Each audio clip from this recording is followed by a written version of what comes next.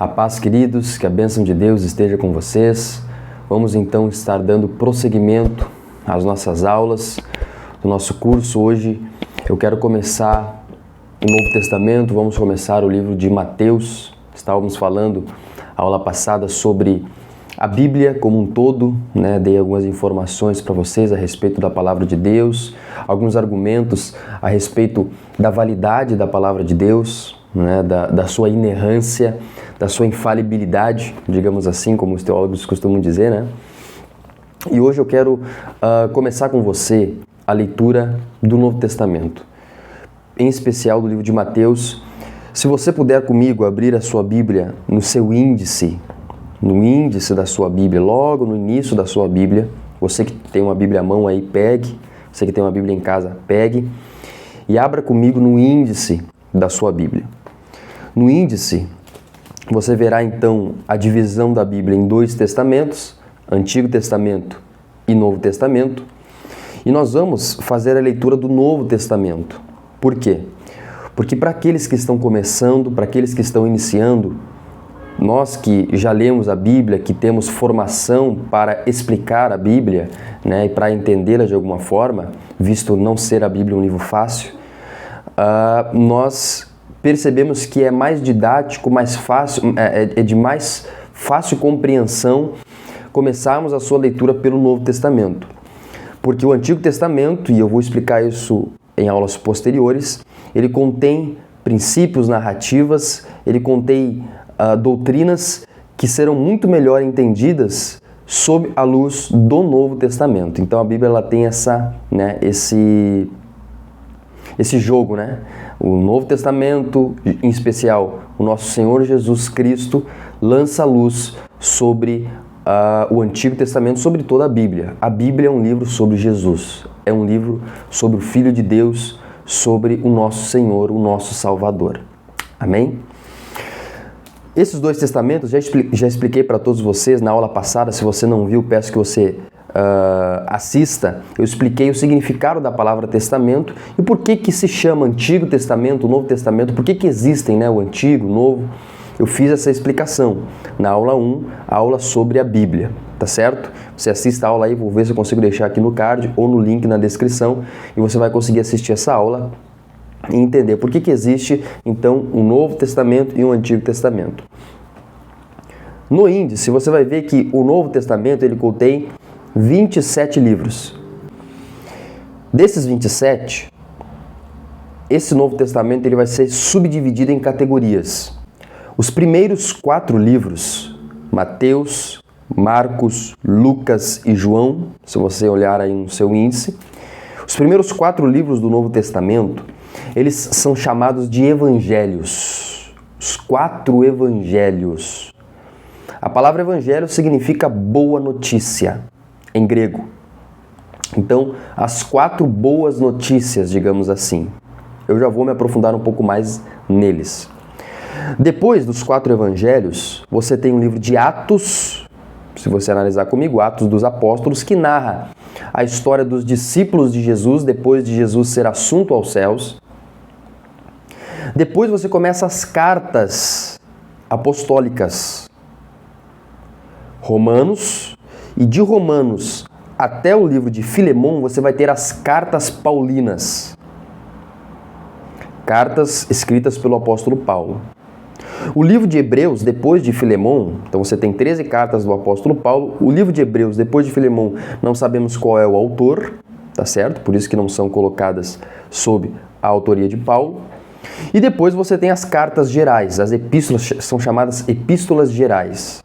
Tiago, Pedro, João, Judas e Apocalipse. Esse é o Novo Testamento. 27 livros que são subdivididos nessas etapas. Pensa como se fossem estantes. Eu tenho algumas estantes com livros aqui, né? Nessas estantes você tem as seções. Já foi numa biblioteca pública, numa biblioteca na faculdade? Tem as seções, né? A História do Brasil Imperial, História da República, você tem aquelas seções. Então, aqui também é a mesma coisa. Você tem no Novo Testamento 27 livros numa estante com suas seções. Evangelhos, Atos dos Apóstolos, Cartas de Paulo, Hebreus que faz parte das epístolas gerais, que serão Pedro, Tiago, João, até o Apocalipse. Ok? Nós vamos abrir no livro de Mateus, que inicia os 4 evangelhos. Os 4 evangelhos relatam a história de Jesus, do ministério de Jesus. Os 4 evangelhos não são uma biografia da vida de Jesus, não. Os 4 evangelhos são histórias, sumários teológicos do ministério de Jesus. São 4 testemunhas. Mateus é o autor do primeiro, Marcos é o autor do segundo, Lucas e João. O nome deles é o nome do autor que os escreveu. São testemunhas que testemunharam os feitos, os atos de Jesus, exceto Lucas e Marcos, como nós veremos posteriormente, mas que testemunharam, se não direta, indiretamente, os feitos, as histórias, o que Jesus fez aqui no planeta Terra, e escreveram isso, relataram isso, para que toda a humanidade soubesse e recebesse essas boas notícias e recebesse esse evangelho. Os 4 evangelhos, as 4 testemunhas a respeito da vida de Jesus, eles, em hipótese alguma, podem ser considerados como histórias ou testemunhas inventadas por esses 4 homens. Sabe por quê? Eu vou te dar aqui uma fala do Dr. Van Dyck, escrito em Open Door, no quadro presbiteriano de publicações, página 54, do ano de 1903. Olha o que ele fala a respeito dessas 4 testemunhas.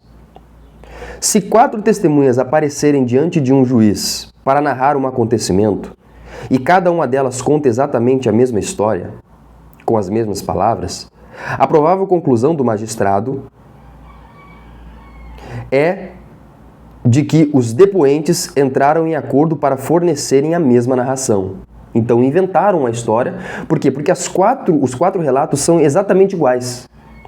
Então a conclusão dele é exatamente tudo minuciosamente detalhado e igualmente está detalhado igualmente nos 4 relatos. Ou seja, isso foi inventado pelos 4. Entraram em acordo para contar a mesma história.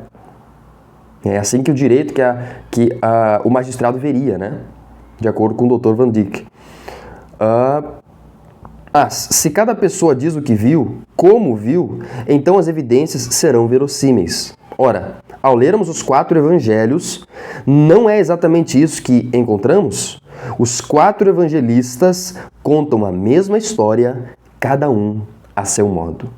Então, por que existem 4 relatos sobre a vida de Jesus? Se você ler os 4 evangelhos, você vai ver que eles contam quase que a mesma história, quase que os mesmos relatos, quase. Por quê? Porque existem 4 relatos com abordagens diferentes, escritas para públicos diferentes, de maneiras diferentes, por autores diferentes. E os 4, eles têm histórias que não se contradizem, mas que elas se complementam. O que um evangelista não diz, o outro diz. O que o outro diz, o um não diz. Você percebe que são histórias que elas não são exatamente iguais. Inclusive, às vezes aparecem algumas diferenças. Às vezes, um evangelista fala de um cego que foi curado por Jesus. O outro fala de 2. Aqui não há uma contradição de maneira alguma. Na verdade, o que há é um evangelista enfatizando a cura de um cego em específico daqueles 2 que estavam ali. O fato é que essa aparente diferença no testemunho, no relato desses homens, é o que faz o testemunho deles verossímil e verdadeiro. Porque testemunhas verdadeiras são contadas, histórias, de testemunhas verdadeiras são contadas do modo como essas pessoas vivenciaram aquilo. Se fosse exatamente igual, aí sim seria passível de dúvida, de questionamento, ok? Então esses 4 evangelistas, eles têm abordagens diferentes. Bom, Mateus, que é o evangelho que nós vamos começar a leitura, ele vem para apresentar Jesus como um rei. Essa é a ênfase, esse é o foco do evangelho de Mateus. Ele quer apresentar Jesus como um rei. Tanto é que ele começa o seu evangelho, como nós veremos aqui, com uma genealogia. Porque todo rei, naquela época, né, na época em que o reinado, que o império era um modus operandi da sociedade, da política daquela época, você percebe que o rei ele precisava ter uma genealogia para saber se ele tinha uma realeza, se ele possuía uma genealogia real. E Mateus ele começa dessa forma, ele começa com a genealogia de Jesus, partindo, né, traçando essa linhagem real de Davi, por intermédio do filho Salomão de Davi. O nome do filho de Davi era Salomão. Então, Mateus começa traçando essa linhagem real de Jesus, justamente para enfatizar que Jesus é um rei. Nos primeiros capítulos você percebe o nascimento real de Jesus como um rei, e posteriormente, a partir do capítulo 5, você percebe que Jesus ele começa uma série de sermões como que proclamando um decreto, como um rei em sua oratória para o seu povo, para os seus súditos. Mateus capítulo 5, 6 e 7. Inclusive, o foco, né, o que permeia o evangelho de Mateus são sermões. Esse é o foco do evangelho de Mateus. O próximo evangelho é Marcos, escrito por João Marcos, discípulo do apóstolo Pedro.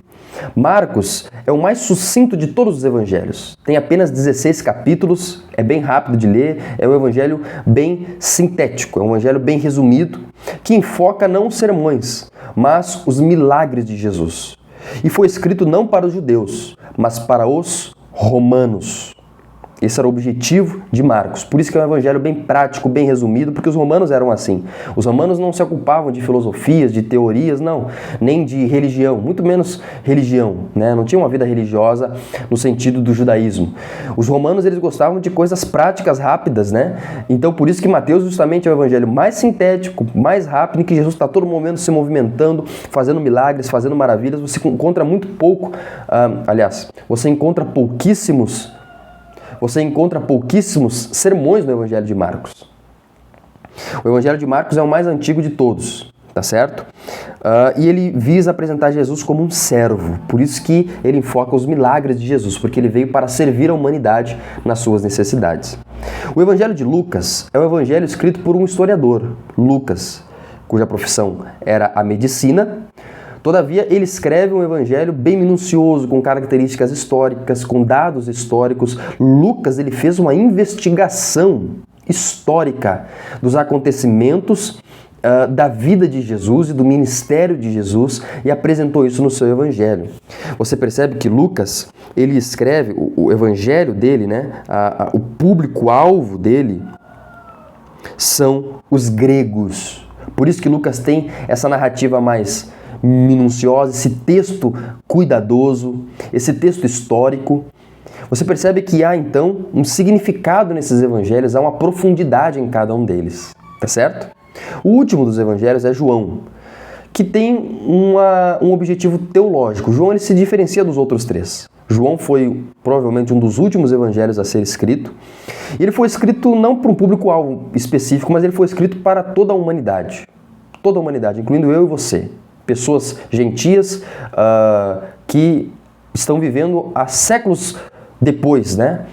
Estão vivendo séculos depois de todos os acontecimentos que João relata. João ele tenta apresentar Jesus como um Deus. Jesus é Deus, não um Deus, mas é Deus, o único e verdadeiro Deus. Jesus, ele é o verbo, João começa seu evangelho assim, né? O verbo se fez carne. Jesus, ele é a palavra de Deus. Jesus, ele é a manifestação, e ele veio de Deus, a manifestação divina entre os homens, e ele veio para livrar a humanidade dos seus pecados, para salvar a humanidade dos seus delitos, da ira de Deus, e para nos levar para a vida eterna, para nos dar vida eterna. Por isso que João, no capítulo 3, verso 16, temos o versículo mais famoso da Bíblia. Porque Deus amou o mundo de tal maneira que deu o seu Filho unigênito para que o mundo não morra, não venha a perecer, mas tenha a vida eterna. Então João ele visa apresentar isso. A salvação, Jesus Cristo como um Deus que veio para salvar a humanidade. Aqui eu tracei uns dados gerais, né? Bem gerais, bem universais a respeito dos evangelhos, para que você tenha uma visão mais concreta a respeito do que esses evangelhos relatam, a respeito daquilo que eles querem nos dizer. Tá certo? Então, eis aqui alguns dados históricos teológicos a respeito dos evangelhos. Eu quero começar com você lendo, então, o Evangelho de Mateus, no capítulo de número 1. Por quê? Porque à medida que eu vou lendo junto com você a Escritura, eu vou explicando os versículos, as palavras, inclusive, os textos que ali se apresentam a nós, dando o contexto, e assim você, já lendo a Bíblia, vai tendo, né, essa visão do que a Bíblia está tentando ensinar, as lições que ela está tentando nos ensinar em primeira vista, em primeira mão, e nós assim vamos entendendo a Escritura. Você vai perceber que à medida que nós vamos lendo, a Escritura vai se tornando mais fácil de ser entendida. Você vai perceber que conforme você vai lendo a cada dia, a cada semana, a cada mês, você vai chegar um momento que você vai ler uma passagem bíblica e você vai entendê-la. Isso vai se clareando, mas nós precisamos perder esse medo, nós precisamos nos aproximar do texto e pegarmos familiaridade com o texto bíblico e, lógico, o Espírito Santo que está conosco, né? A Bíblia é o único livro que você lê na presença do autor. Então o Espírito Santo que está conosco, Jesus que está presente enquanto lemos essas passagens bíblicas, ele vai nos dando luz, vai nos dando sabedoria, não só a mim, mas a você também, para que você entenda o Evangelho, entenda a mensagem de Jesus, entenda a salvação que Jesus veio trazer para nós, isto é, nos livrar da nossa vida pecaminosa, dos nossos erros, das nossas transgressões perante Deus, nos perdoar dos nossos pecados. Jesus, ele morreu por nós, como nós veremos, perdoou os nossos pecados e nos dá a possibilidade de vivermos eternamente ao lado da santidade máxima do universo, que é o nosso Deus, o nosso Senhor, o nosso Criador. Jesus veio para nos tornar filhos de Deus. E é isso que nós veremos já em Mateus capítulo 1, a partir do versículo 1 você já vai ver que essa mensagem ela já está presente na genealogia de Jesus. Muitos pulam a genealogia, muitos, né, não entendem por que aquela genealogia, aquele monte de nome, fulano gerou ciclano, que gerou beltrano, né, não entendem por que aquilo dali está relatado e o que aquilo talvez tenha a nos ensinar, e até, né, questionam, será que isso pode me ensinar alguma coisa? E eu quero mostrar para você no próximo vídeo, não perca, eu quero mostrar para você como até mesmo a genealogia de Jesus nos ensina sobre o Evangelho. Nos mostra uma lição valiosa a respeito do amor de Deus pela humanidade. Eu quero ver isso com você na genealogia de Cristo, tá certo? Aquele monte de nome não está ali aleatoriamente, esse tem um significado. O autor, o Espírito Santo, tem uma intencionalidade em cada palavra, em cada letra, em cada vírgula do texto bíblico. Nós precisamos entender isso. Tá bom? Não perca a próxima aula do nosso curso bíblico, que tem justamente esta intenção de ser simples, de ser direto ao ponto, de ser bem didático, tá certo? Mas também de não perder a sua profundidade. Não perca, espero por você. Compartilhe esse vídeo, compartilhe esse curso com seus amigos, com as pessoas que estão querendo se aproximar da Bíblia, que eu tenho certeza que elas vão entender muito mais desse livro que tem transformado vidas. Aliás, dessa pessoa sobre a qual esse livro fala, que é Jesus Cristo, que tem transformado vidas, famílias inteiras e pessoas ao redor do mundo ao longo da história humana. Que Deus te abençoe, espero que você esteja compartilhando, curtindo este vídeo, para que a gente siga aí produzindo esse material para você e que você possa a cada dia se aproximar do nosso Deus, do nosso Senhor Jesus Cristo. Em nome de Jesus. Até o próximo vídeo.